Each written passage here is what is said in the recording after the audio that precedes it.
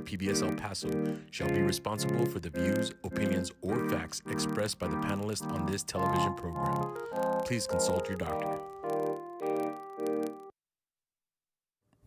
Now your TV camera just went red. Okay.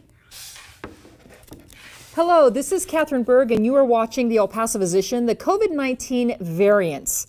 The good, the bad, and the ugly. No kidding, that is the title of tonight's program. Although we know a lot about the COVID-19, the vaccines, we know a lot about what's going on, there's a lot of questions that we still have to ask. There's the Delta variant. We're talking about that a lot right now. We're talking about boosters. Literally just talked to both the doctors on where the FDA stands with that, where the CDC stands, we know. But there's stuff that's going on every 5 minutes that we're going to figure out. This is a live program, so we know you have questions. Give us a call, 881-0013. We want to let you know that the vaccines are super effective. We're not here to tell you what to do. We're really not. But we are definitely here to stress that there is an increased risk for severe disease and for hospitalizations if you do not have the vaccine. There are questions again. Call us, 881-0013. This evening is underwritten by Sunset ID Care. That is Dr. Alozi over here. We also want to thank the Texas Tech Paulo Foster School of Medicine for providing the medical students to man our phones. We have actually two special guests with us this evening. We have Rihabthi and Nahisia. And she is going to be answering some of the phones and getting your questions, sending them my way. And then we also have a new gentleman with us, and he is compiling a synopsis of the El Paso County Medical Society for the archives. And so Saqib Shahid, and both of them are in their second year of medical school. And that being said, that means that they just passed first year. So good job, good job. We appreciate you guys being here. Again, this is from Texas Tech Paulo Foster School of Medicine. I'm Catherine Berg, and you are watching a special edition on COVID-19 variants and what are we doing now on the El Paso Physician. I'm Catherine Berg.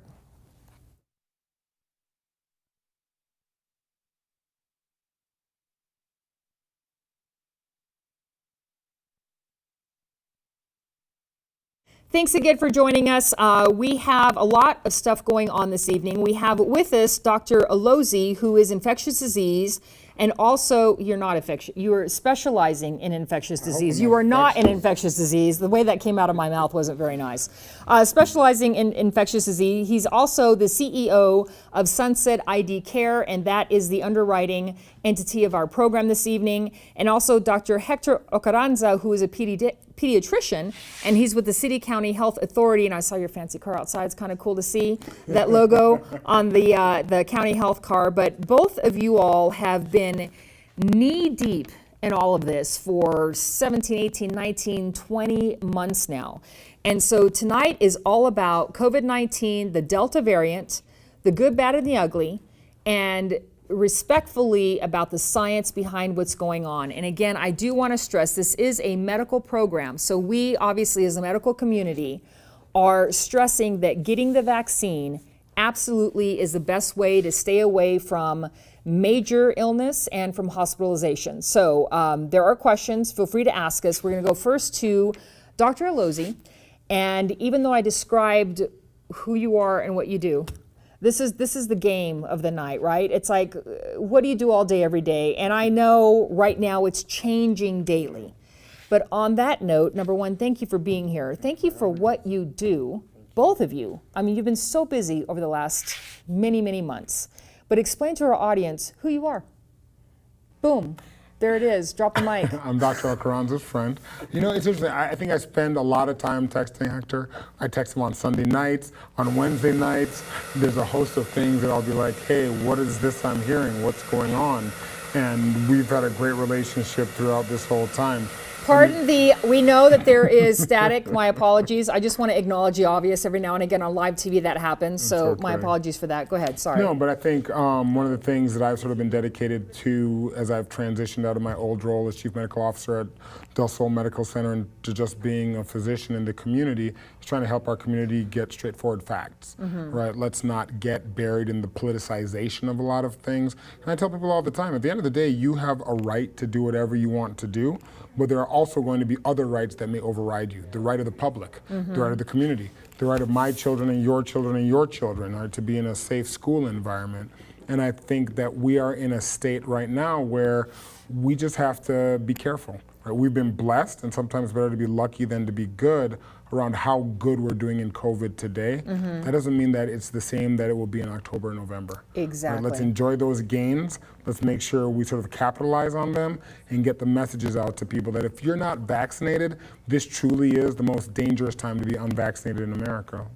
And really around the world, and I appreciate you saying that. And again, there is so much going on. Dr. Okranza, same question to you. I know that your job has been not a lot different, but a lot different over the last year and a half. So describing to the audience what it is that you do all day, aside from being Dr. Lozzi's best friend. Well, definitely we text each other, but definitely the job that we do in public health, and basically it goes unnoticed until something happens.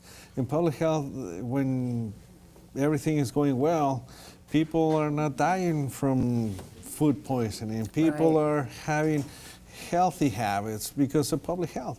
So that's where we come into play. But with pandemics such as this one, then it becomes a very important position, and it takes the lead in what the interventions have to do to keep our community safe. Definitely experts like Dr. Lozzi makes all this a lot better. Having to interact with him, we're very good friends, and we exchange a lot of thoughts and a lot of ideas and a lot of creative ways in which we continue protecting our community. Because the love that we have for our community, the passion that we have for the medical aspects of just this, it's amazing. So we will never see another pandemic again until probably the kids of our kids. Oh, but thank God. That's nice to just hear out loud, honestly. Exactly. But definitely there's going to be a lot of lessons learned. Right. There's going to be a lot of ways that we probably could improve, but there's going to be a lot of ways that we did right. And as Dr. Lozzi said, we're doing very good in our community right now because of all the people that decided to go and get the vaccine. Right. We have a beautifully proactive with health community here in El Paso. And Dr. Lozzi, you've been sending me throughout the week just different articles that we have and how well El Paso is doing when it comes to not only being vaccinated, but to people who are continuing to wear their masks, people who are taking a front line and really being proactive about their health, about their children's health. On that note, I'm going to ask you first, and the same question is going to come to you. Because everybody knows who you are and what you're doing, what are the questions that come your way most days? And maybe even the last couple of weeks with the variants, and now with the possibility of a booster, and I know first it would be like the vaccines, people who are in compromised health would get those first, et cetera, but I'm here to ask you what your questions are being asked of you. And again, maybe that changes. It's been changing over the last couple of weeks. I think the questions that I get the most over the last 2 weeks are, what's this Delta variant?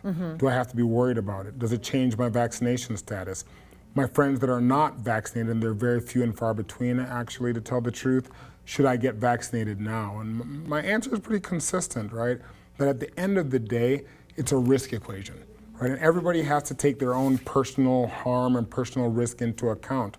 If you're above 65 and you're not vaccinated, the odds are over the next 3 to 6 months, you'll end up in one of our hospitals. Right. And I think that's just the reality. And I see them every day. The 65-year-old, the 82-year-old, that just said, I was going to wait. I didn't trust the vaccine. And now they're on their front, which is called prone position, and about to be intubated. Right? They could have done better. I think if you're a 25, 30-year-old, maybe your risk isn't as high, but you may live with somebody. Right. And what we're seeing, and Dr. Carranza knows this, is that we're getting younger and younger people in the hospital. I think it's important for people to understand it doesn't mean the Delta variant is more virulent or that makes you more sick.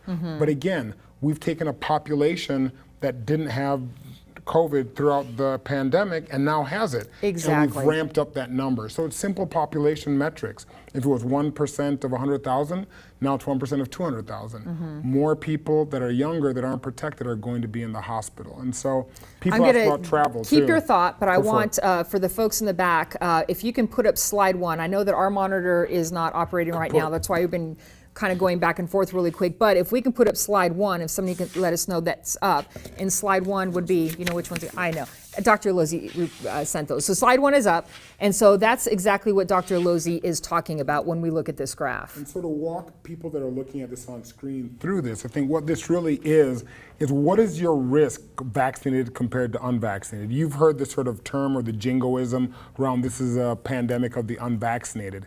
It may not be 100% that, but if you're vaccinated, you have 25 times reduction in your ability to be in the hospital. You have 25 times reduction in your ability of death from COVID. And I think that's critical. A lot of people, Catherine and Dr. Carranza, will talk about breakthrough infections, and I get it.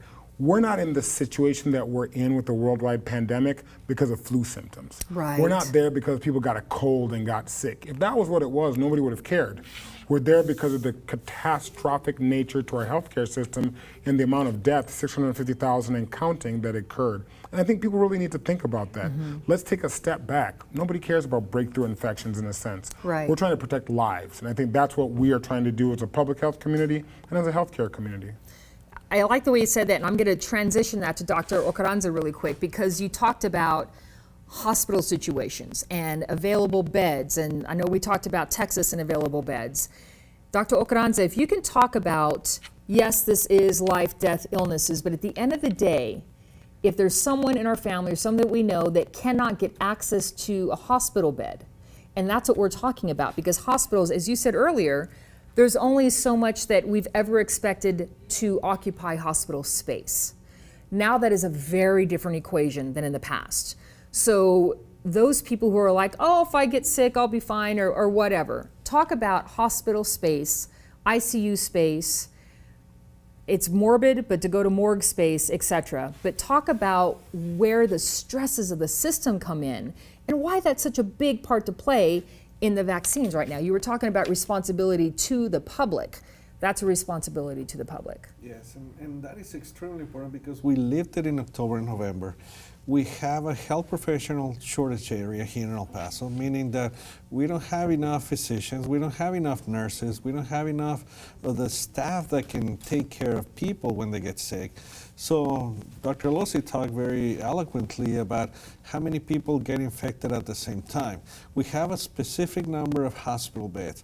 So if at the same time we have 10% of the population. We have a population of 870,000 people in El Paso. Right. So 10% of the population is 87,000 people that are going to be coming to the hospital. There's not enough space. Exactly. Simple as that.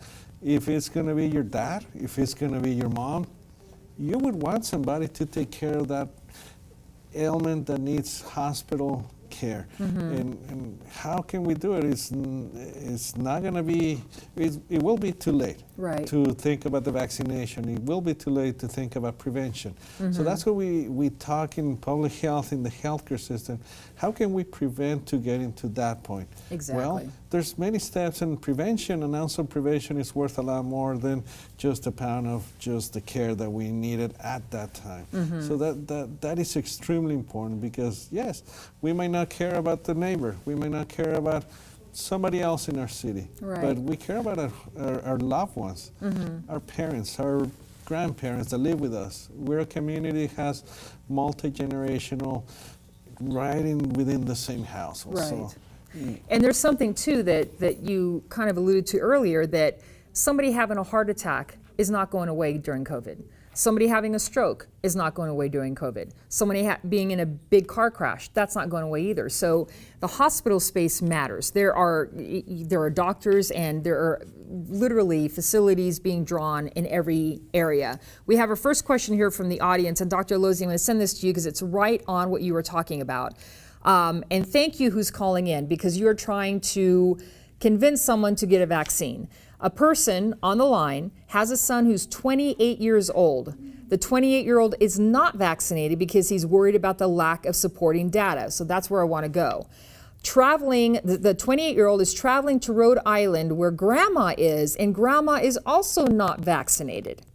How can we convince the 28-year-old to get the vaccine? Thank you for the caller that asked that question. That is precisely why we're here this afternoon, or this evening. So Dr. Alozzi, go, and you're welcome to join in on this as well. You know, I think when I talk to your son out there, I would just tell him, listen, this is not January. Right. And this is not April, May, or June. The Delta variant changes the equation around all of this. I get it, you're young, you're invincible, but grandma's not invincible, right? And on the odd chance that you were to contract while you drive or while you fly, while you stop at a gas station and give your unvaccinated grandmother this disease, it probably would be a death sentence. Her chances of survival at that age group are really small. And I'll tell this anecdote, right? So I did a great job, I think, personally, right? Sort of pat yourself on the shoulder, of not getting COVID throughout the pandemic. I got on my first flight throughout the year of 2020, went for a meeting in Dallas, came back, and a week later I had COVID. Nobody I know has COVID. Interesting, right. This is the only time I broke what I call my protocol and I got COVID. I didn't expect to get COVID. And so tell your son that it can happen to anybody, right? You don't expect to get it. You can't see it, right? Your mask only protects you about 30% of the time. What you really want to protect is grandma. And so that's why you need to protect her. She needs to protect herself. And that would be the plea that I would make to him. Okay, I like that very much. And there just so happens we have a slide number 2, Gracie, if you are able to put that one up. But this slide shows by U.S. county infections versus the vaccinations. And Dr. Alozzi, I heard you talking about this on a video earlier today, and I know you can't see it, but slide number 2 is up. And we were talking about vaccinations per county, per area of the United States. So this particular person who is traveling from El Paso to Rhode Island, etc. Explain what slide number 2 is showing people at home and why it's so important when you're talking about traveling and also kind of looking at where you're going and what the vaccination rate is in the areas that you're traveling to. Absolutely. So one of the things I've been saying consistently is we're not Baton Rouge, we're not New Orleans, and we're not Miami or Dade County. Our vaccination rate is very different. And so if you look at that slide, the more vaccination rate you have in your community, the less the amount of cases. And that's what we're seeing. Now again, Vermont is probably like us, right? They look like us in terms of vaccination rate and the amount of cases that they have, but there's still a risk because you have to drive there. You have to get on a plane. If you could transport or teleport yourself, that'd be great, but you can't. And I think that really has to be the consideration. Where are you going? Why are you going? And how are you going to take your sort of COVID protocol to protect yourself and your family? I'm going to ask you in a moment, I'm going to ask you about percentages of vaccinations, just to get that in your mindset. But I'm going to ask you in a moment, because you did some international travel. I'm about to do some international travel, and I want to talk about that idea in the mind space that you were at regarding travel and who's getting vaccinated, et cetera. Dr. Ocaranza, and I'm throwing this your way, and if you don't have particular percentages, I totally get it. But how are we doing, and let's take this in 3 different ways. How are we doing in America with our vaccination rates? Maybe compared to just whatever ones, and feel free to jump into whichever areas around the world, vaccination rates, and then El Paso. Because El Paso, again, we're doing pretty good. We've got some good, thank you. Our region's great, but just in general, if you can throw out, to the best of your knowledge, where we are, más o menos, with vaccination rates. Well, vaccination rate in the U.S. is about 50%. Okay. Completed immunization schedule. So that means one out of 2 has full immunization against COVID. Full, that means their second dose. Their second dose 2 doses. for the Okay. 2-dose vaccine, or they receive the Johnson & Johnson, which is only 1 dose. Okay. Here in El Paso, we have 7 out of 10, which is more easily. As Dr. Alozzi mentioned, Delta variant here spreads a lot easier through those people that are considered susceptible. So the less people that we have susceptible, the less fire we have for the less wood we have for this fire, the less it's going to burn. So the better we have these immunization rates, the less we're going to be having the spread of the disease in those communities. There's countries that have a very nice and very high immunization because of their system. Israel is one of them. Qatar is another one, which is up in the 90s. In the 90s. fully vaccinated. Yes, and a lot of the nice studies have come from those places, which gives us a lot of good real-world data and information on how people respond to the vaccine, how much protection we have for that, how much it spreads the disease through those countries that are very well vaccinated. So, so we're having a lot of good data, and we're having to see their experiences. Every country and every community is different because of the demographics and the way that they display all the disease, their genetic background, but definitely we need to take all those points into consideration so we can address it locally. Exactly, and locally and publicly. And Dr. Alozzi, I would love for you, and you touched on it earlier, that people are asking you, what exactly does it mean when people say the Delta variant? Yeah. And if you could put it into layman terms, because yes, people say, God, I'm tired of it, I'm tired of it. Fine, be tired of it, but it's not gone yet. Like you said, it's here to stay. So when we're talking about the Delta variant, it's more, you can catch it easier. Yeah. I think that's the key. That's the key. Yeah, and so if you can kind of go on that way for a while. So I think in all viruses, we've known this for a very long time, but taking COVID specifically, the real questions that you have to ask are, is it more transmissible? And the answer is yes. Now, experts can argue whether it's twice as transmissible, 4 times as transmissible, who knows it's more transmissible. Is it more deadly or is it more virulent? The jury is out on that. Right? There's some studies that show it may be, other studies show it doesn't. And the last piece is, does it evade what's called immune capture, or will it evade the vaccines? Also, right now, no evidence of that. That's a huge point. If you could repeat that. That's critical, right? Does it evade immune capture? Does it evade immune capture? Does it evade our ability of the vaccines to work? I think the jury is out on that. What we do seem to see, and we'll talk about that in a bit, is that in those that got vaccine 6 months, 8 months, 10 months ago, there seems to be a waning antibody level. Right? Antibodies are that sort of first line of attack against COVID. And so that's why you're hearing about the CDC and the FDA saying we need to bring back boosters in those that are immune compromised. The expectation is that that may expand to others by the end of the year, not today. But again, those are all the things that come into play. One of the other things you sort of talked about was, well, what does this variant mean, right? I truly believe that a virus can only mutate a certain amount of times. Once the virus mutates too much, it loses what's called its viral fitness, its ability to infect us. And so you may have a virus that evades the vaccines and it can't replicate. It can't infect us because the virus, think about it like a can of silly putty. So it kind of dilutes itself. Yeah, think about it like a can of silly putty that you give to 3 different kids. Right. They may create 3 different things. One's going to be prettier than the other. Yeah. One's going to be taller than the other. The virus only has a certain amount of Play-Doh styles that it has to really be an efficient virus. So far, this is the most efficient virus. We don't know what'll come in the future. I really like the way you describe that too. And again, a virus can only mutate so many times. Eventually it will dilute. But in the meantime, with these variants, like you said, the jury's still out. But until we get there, the vaccines are there. A question here from the audience, and I'm just going to throw this out because, again, this is going to be one of those shows that I'm just going to look at both of you. If you raise your hand, it's yours.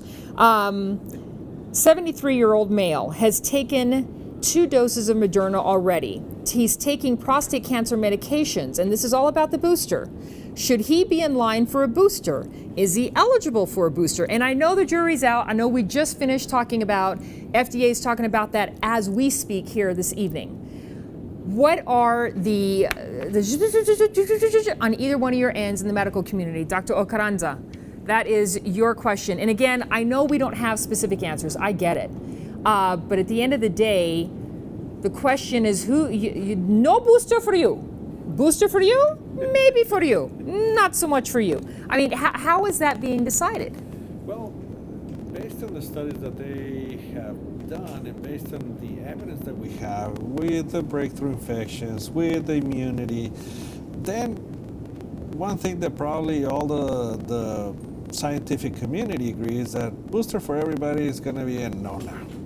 Is going to be a what? A no. A no. For now. Okay, a no for now. Okay. Because the okay. company came too fast to say, yeah, I'm going to recommend booster for everybody. And we're like, right. wait a second. Right. Okay. Booster, not for you. Right. Maybe for you, but definitely for you. And that's what we're trying to decide. And we all agree that immunocompromised people that have the cancer treatment, people that are up there in age with multiple pre-existing conditions. There's a lot of people that have autoimmune conditions that need to be having their immune system kind of tamed, which is puts them at risk of developing other diseases. Right. Those are the group of people that definitely we love to have the booster shot, because we need to have them very well protected. Otherwise, they're going to be coming back, having infected with the Delta variant, having complications, ending up in the hospital.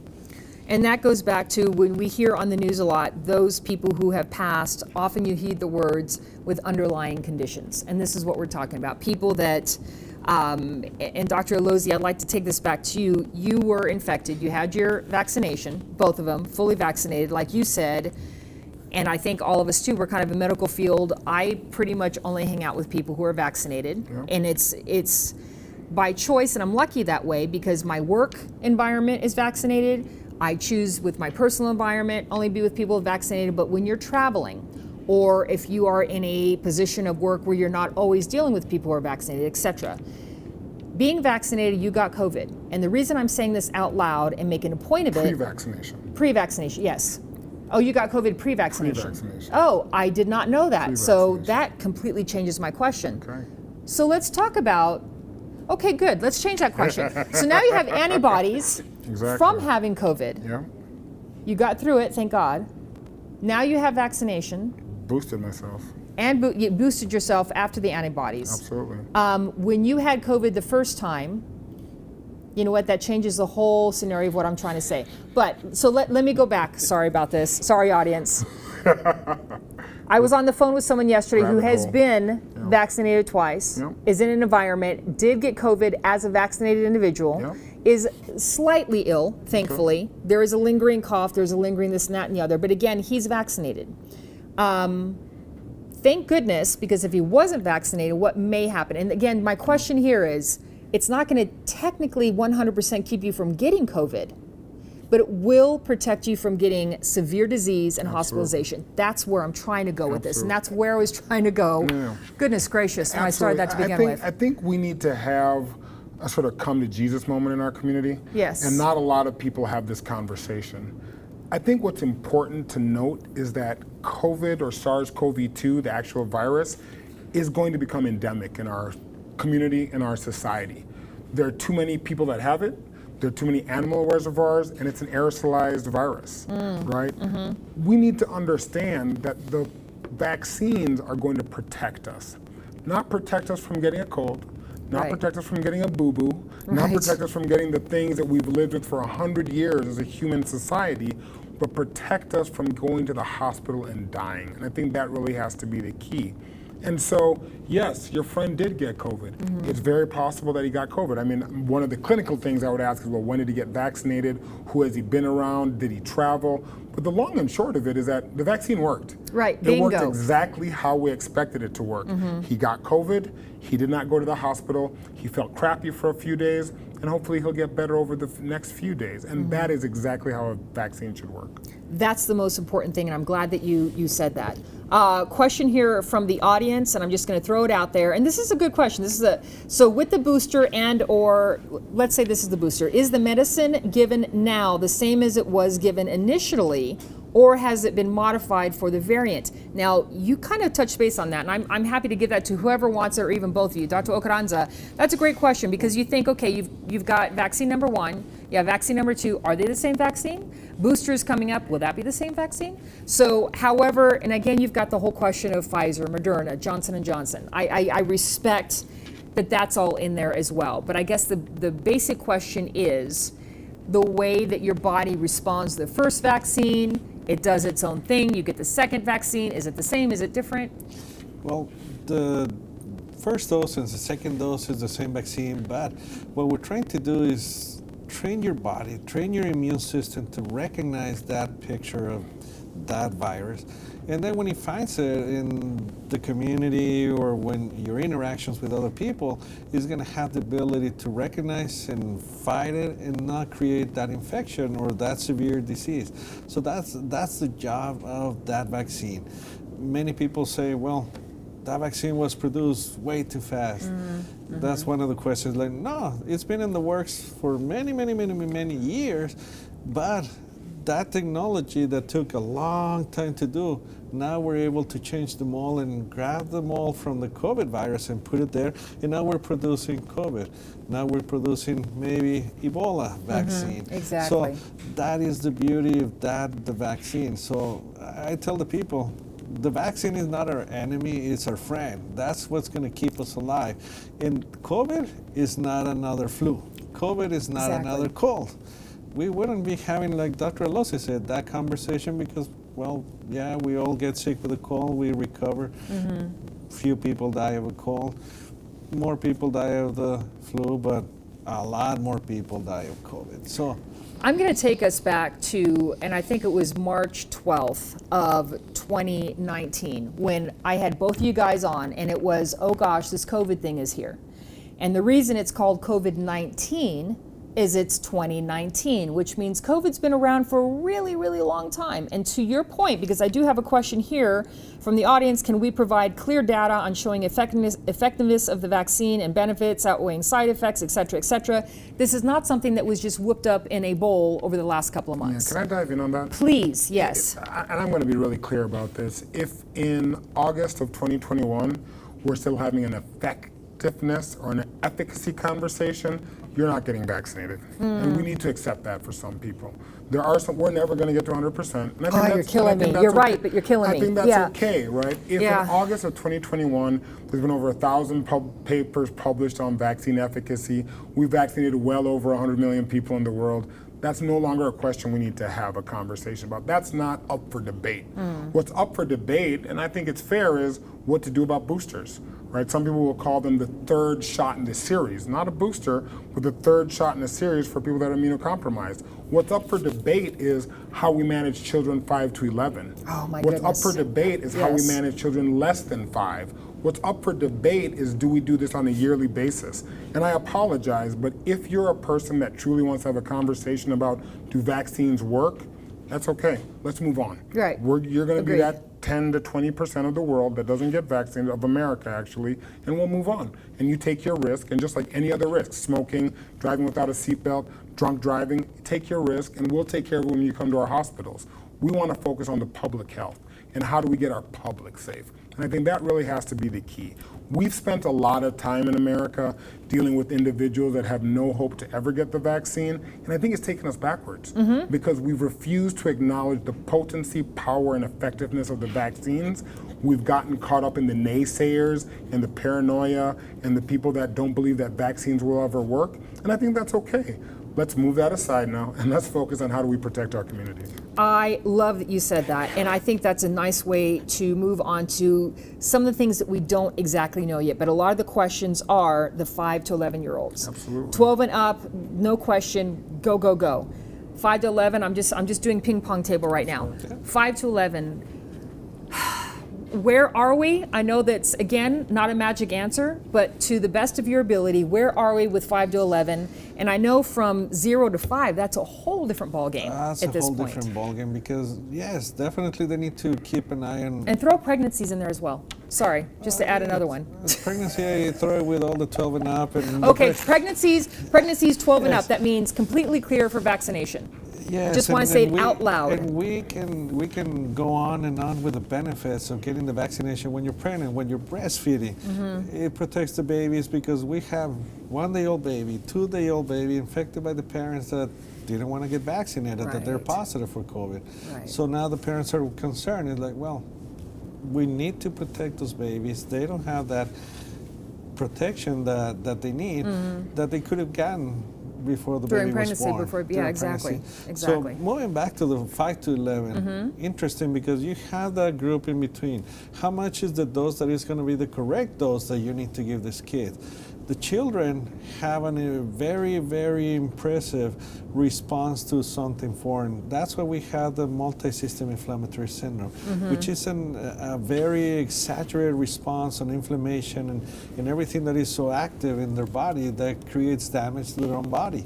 So how can we're going to be giving the vaccine that is not going to trigger that, but it's going to trigger the right response that we need to protect them, but also be able to protect the ones that are around them. Yes. So it is the whole cocooning effect that we're going to be having by protecting everybody, and specifically those that can potentially have those complications and die. So I want to go a little bit more, because I know we talked about this on a pediatrician program before and COVID. So talk about multi-system inflammatory condition, what's happening there. So we say inflammatory, because I know we talk about lungs. This affects the lungs. But when you're younger, that's the condition that we're looking at a bit. So I'd like to just go a little bit deeper on what that is. Well, what that is that their bodies of these children produce so much substances that are used to fight infections, to fight something foreign, but it produces in an excess that is going to cause harm to their own body. So you have damage in the lungs, in the heart, in the brain, kidneys, and we have children that can present very sick, and it happens 4-6 weeks after they were exposed or after they were infected. So it doesn't happen right away, but it happens sometime later. And that is extremely important to know that because of this systemic reaction or reaction all over the body, you're going to have problems with inflammation of the heart that can have long-lasting effects. And we're talking little ones. 5 or 6 out of Right. 10, and it's not 10 cases of myocarditis, inflammation of the heart, because of the vaccine that has given 500 million doses. So talking about risk, like my good friend Dr. Alose said, talking about risk, having a child with multi-system inflammatory syndrome that has 5 or 6 out of 10 kids that have the heart inflamed, compared to 10 out of 500 million doses that we have given, it's completely different. So I'm as a parent, don't want to take the chances of having my kid developing that. Exactly. And I will give the vaccine to my kid. Right. So it's the whole Man, household. it and is. It is important. I have so many questions, it's not even funny. So 8 pieces of paper, and I've got them coming in like crazy. So we're talking about kids, those that are not able to get vaccinated, 12 and under. There is school active right now. Both of our kids are in the same school district. There you go. So and I do not want to get into politics. However, there is a fact that right now our state is not a mandate, but El Paso is, and school teachers are, and parents, this is where you come in too. You have the right to put a mask on your child or not. But again, we're talking about public health. And Dr. Alose, I like how no apologies earlier. You're stating things as you feel as a medical professional, as an infectious disease specialist. Let's talk about school right now. Yeah. Please, what are you saying to parents of kids under the age of 12? Again, over 12, definitely get them vaccinated. Let's say first grade to 12 years old. Yeah, so I think it is, to me, it's not as clear cut, but I think every parent has a decision to make. If you have concerns, if you're worried, wear the mask. Because here's the thing, and I've struggled with this over the last 3 months myself, there are very few downsides to wearing a mask, right? Especially in the average child. You may have a child with special needs that need verbal cues from the face. You may have children that have respiratory issues. You can have that argument, we can settle that. But on average, and I think we continue to argue about the margins. Right? And I think that's what's really gotten us into trouble in this sort of COVID paranoia, fear porn pandemic that we've gotten into. What we're not talking about is the average person. Right. We can Good take point. exceptional care of the margins. The average kid, my 11-year-old, your 11-year-old, right? My 14-year-old, they'll wear a mask and they'll be fine. When they're outside and when they're eating, they won't wear a mask because that makes sense. And on average, they're protected. I think, and I will sort of push a little bit back on the school districts. The school districts, I feel, and again, this is not scientific, are spending more energy on masking than vaccinating their staff and their teachers. And here's where I'm going to be really clear. Vaccines work 80 to 95%. That's the data, it's clear. Masks work anywhere from 20 to 60%. If I'm gonna spend my bang for my buck, go get your teachers and your staff vaccinated and protect my child. Right. Right? And then we'd have a less of a conversation. Now I get it. Kids should wear masks. Parents that want to should get them to wear masks. We're in a state, and Dr. Carranza knows this, that the politics aren't going to allow us to mandate it. So we need to move beyond that conversation because it's a barrier to the next step. Right? Everybody wants to fight about the mandate. We could spend the next year in the mandate, and we've done no action. Let's take the action to protect our children. Protect our children. Let's move forward. Let's say this evening's conversation is breaking into some of the homes this evening and vaccines. They're like, okay, I'm going to go get vaccinated tomorrow. And my apologies, I usually have this like up front. I know that the County Coliseum and or this who's doing vaccines like who's doing vaccines like tomorrow. I'm going to get the whole family in the bus and we're going to have vaccines. Where can people go tomorrow? Civic Center. Civic Center. There Easy you go. To go. Free parking. Boom. You go there, don't need appointment. You can get your 12-year-old, your 14-year-old, yourself, bring everybody. That's how you get it. You can go to your neighborhood pharmacy as well. There's some pop-up events and we put them in the epstrong.org website. So there's plenty of opportunities. School districts are having events as well.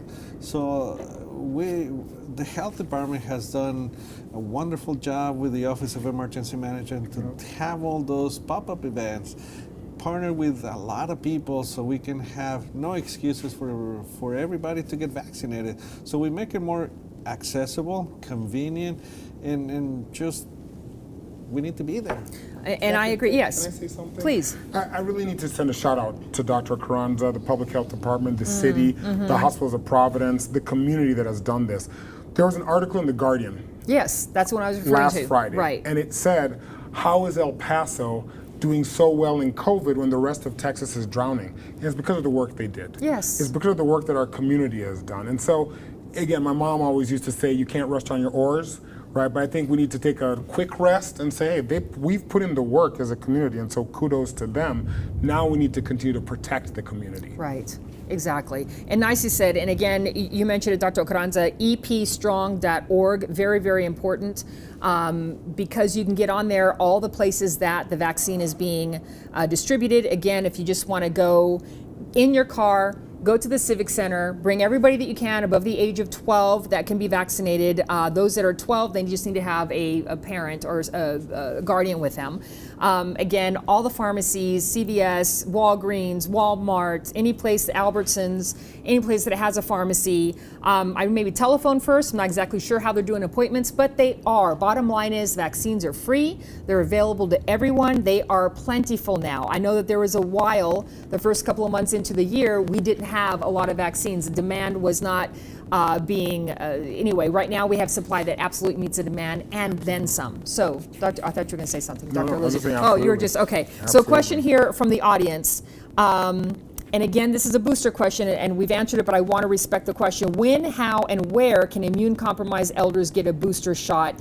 Is there a referral needed? Again, we're not exactly sure, but I do want to honor this question we try because... not to be Nostradamus, right? We're not future tellers, but the expectation is that the FDA will make an announcement tomorrow. Hopefully this weekend, CDC, ACIP, the Advisory Committee on Immunization Practices, will meet over the weekend, latest by Monday. And I believe that in the next 7 days, they'll bring out guidance on who can get booster shots and where. Okay. Very important on that. Question here again from the audience. We're talking about mask specifications.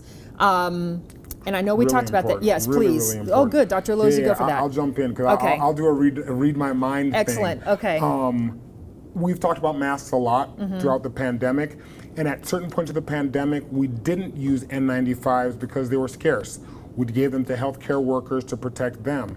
We're not in that stage of the pandemic anymore. And so when I say masks, I don't mean cloth masks. I don't mean fabric masks. If you're wearing a mask in August and beyond of 2021 to protect yourself against the Delta variant, it has to be an N95 or a KN95. Or at the very least, a surgical mask that you're trying to change after 3 to 4 hours when it gets wet. Those are the conversations around masks. If we're talking about cloth, it doesn't cut it anymore. This isn't. You this know what? isn't the Repeat summer that of last because year. this is something that's Yeah. new to me right now. So when you- KN95. Okay, KN95 or KN. N95. Okay. At the worst, a surgical, and if it's a surgical, you should be changing it out when it gets wet or moist or broken. And we at this point can get those anywhere. Amazon.com sells them. Walgreens, CVS. Your friend might have them in his backyard. Right. Go get a KN95 and an N95 if you truly want to protect yourself. So the cloth that your aunt made, the cloth mask, that's not Not cutting it gonna right cut it now because anymore. again, the variant is much more Absolutely. transmissible. That's where we're talking about right Absolutely. now. It can be caught a lot quicker. Thank you for saying that. And again, they are available everywhere, and for the most part, they're very affordable. I think that's a big thing here. Question here from the audience again, and I don't want to spend too much time on this, but a person had COVID in October, still doesn't have a sense of taste.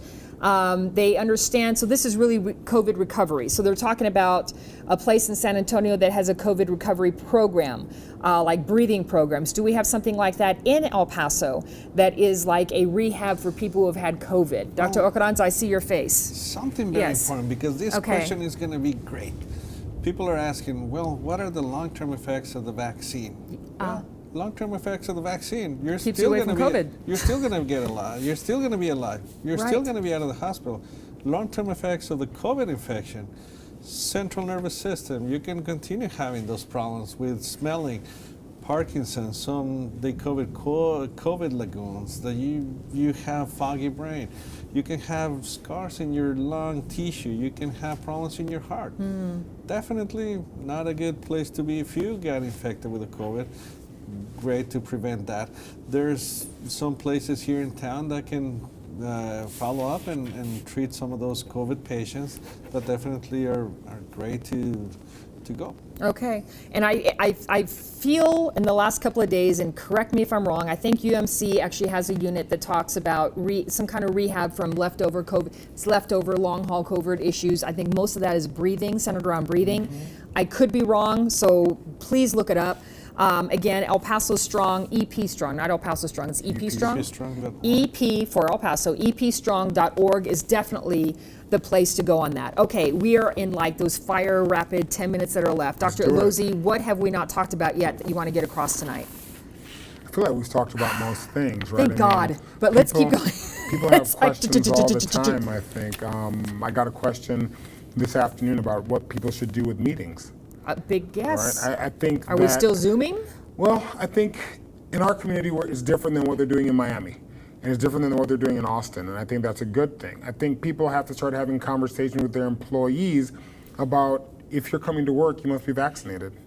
Right now, there will be employers out there that say, well, I can't do it because of the legal ramifications. I'd actually say that's not true. Methodist in Houston told 13% of their workforce that if you're not vaccinated by a certain date, you can't come back. There were 2 legal challenges and it was struck down. They have that right. The Department of Defense announced yesterday that they plan by October 1st to have all of their military members vaccinated.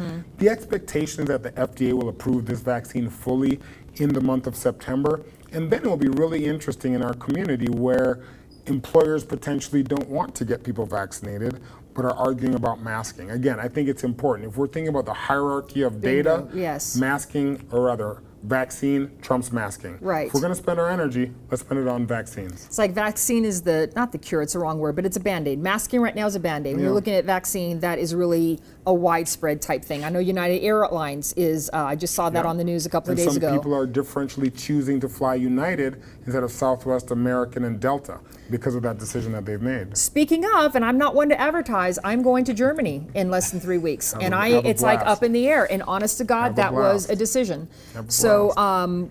you just came back from the UK and you experience, again, these are thankfully first world countries that we're talking about currently. There are countries that don't have great vaccination rates, those that do. Absolutely. Talk about your experience, and if anyone is listening that, and this is not just a vacation, there are family issues that I needed to deal with in Germany, and that's why I'm going. I mean, this is one of those kind of first world problem issues, right? So I have family there. I had an opportunity to go. I'm vaccinated. My wife is vaccinated. My 14-year-old is vaccinated. My 11-year-old isn't. And so we thought about it sort of hard, right? But we were sort of comforted by the fact that all of our friends that we would be around are all vaccinated. All the spaces that we had unvaccinated people, we'd be wearing masks in the underground, on the plane. But around our friends, all vaccinated, went, came back, had a great vacation, and everybody's safe and sound. And so again, I think people need to understand, right?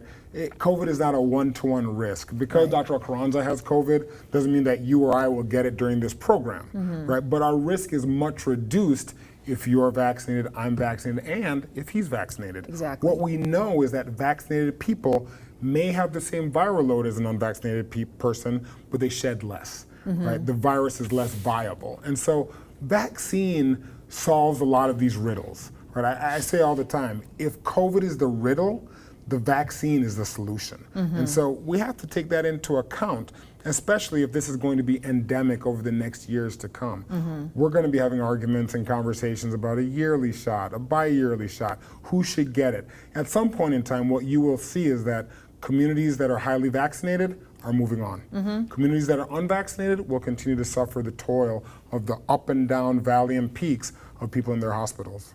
And I love how you said it, people that have the vaccine shed less. So even if they do get COVID, the people around them, there's less of that coming off of them. So thank you so much for saying that. Dr. Carranza, I know it is fast fire, but is there anything that you want to get across before we go back to some of these questions? Yes, definitely. And one thing that probably we haven't touched much on is people that have symptoms, especially now that we're having a lot of more respiratory issues, respiratory viruses in our community. If you have symptoms, go and get tested. Yes. Whether you have the vaccine or not, definitely go and get tested, because that's the way that you need to be responsible with yourself, responsible with the rest of your co-workers, your house, and definitely we're going to be seeing people that are infected, and we haven't talked much about the testing, but it is quite important that people on that do that. note, and again, I should know Can I say this. one Yes, thing? please, Dr. Sorry. Lizzie, yes. Dr. Carranza brings up a huge point. In terms of schools, masking is one thing, vaccines is another thing. If you're sick, get tested. Yeah. What we've seen an uptick in testing recently, but on average, a lot of people are doing the Binax now, the home testing kits that don't get counted. If you feel you're sick or your kid is sick, test them. Don't send them to school sick. We need to get out of that culture of just manning up or womaning up and going to school or to work sick. Get tested. This is going to be a sort of muscle memory that we need to learn. If you're sick, get tested. If you're positive, stay home. Right. Yeah. On that note, where do people get tested? You talked about the tests that you can buy at a store. There's some Mega pharmacies, Center, some pharmacies have testing, but also epstrong.org. You can find the closest testing site. The Office of Emergency Management has set up a lot more testing, and we've seen a huge uptake in the testing that it points toward the direction that people are getting more symptoms, people are getting sick, and definitely that's a good thing, because we need to test a lot more people. Right. So, And we're heading back into flu season, and I know that the discussion that we had last late winter is that a lot of people didn't get the flu. Why? Because people were masking up, people were staying at home, people weren't around that. So at the end of the day, you're going to start feeling sick. It's good to know if you have COVID or not to stay away from work site, school, etc. So you were talking about the testing at home kit, and I have a question here too. What does that consist of? When you go get tested, it's The brain biopsy? The brain biopsy. Thank you, because I felt like I didn't know how to describe it without being. You get the brain biopsy. The home kit is at the same thing. And are people Similar. really going to go up there, themselves and get everything? I mean, I think I actually but I actually prefer doing my own nasal swab than to have somebody else do it. I know how to get up there. Some of them are saliva, some of them are oropharyngeal, so it's the back of your throat. But I think, again, I think it's $29.95 at Walgreens or CVS for 2 tests. It's not inexpensive, but again, if you're concerned enough to get tested, either go to the free testing sites, the mega sites stepped up recently, or get a home kit. If you want to travel, or if you have somebody coming into your home and you're concerned, get tested. I mean, vaccines, masking, testing, they all go together, and we can't forget any piece of the puzzle. I love that that's all pieces of a puzzle, because when you don't have that one piece, it drives you nuts. That's where we don't want to be. When you're traveling, do people, and this is something I've just heard, maybe I'm just cued in on it because I know that we're going international, are there testing happening at the airports? Like, what was your experience with testing? Was there anybody? People that need to travel also need to remember they need to test to leave the country. you may need to test in the country you're going to, Right. and you need to test to return to the country. Okay. And so plan those out, right? Because what you don't want to do, and I saw this at the airport, somebody arrive at a country without a test, Right. and you're turned back. So on that note, explain that. So if you have not, and this is on your own person to do this, you Exactly. need to take accountability for yourself and get tested. It's not going to be a little guy at the airport that says, I'm going to test you. Absolutely. This is personal responsibility. And then there's some kind of and I apologize, I don't know this, but is there some kind of a card? Is there some kind of, you're It's your negative, result. etc.? You print out your results and you show it at the airport. You print out your, okay, show at the airport. Okay, Dr. Ocaranza, I feel like there's something that we haven't talked about yet. We talked about the vaccine. Again, boosters, I know this is something the FDA, like you said, in the next 24, 48 hours is going to be some kind of an answer as to what is going to be going on with the booster shot. And at the end of the day, the booster shot basically is the same shot, if not is the same shot, it's just how your body is starting to respond to that. And either one of you can take that on, because I think that's a continual question. We talked about it. It's a vaccine that you get. The second vaccine is basically the same vaccine. It's how your body responds. Explain really quickly how your body responds when something foreign is given into it. So this vaccine is foreign. Your body looks at it and goes, I don't like this, and your body develops antibodies. If you can explain to the audience how that works. That is Sorry, correct. I'm talking so fast. No, that's okay.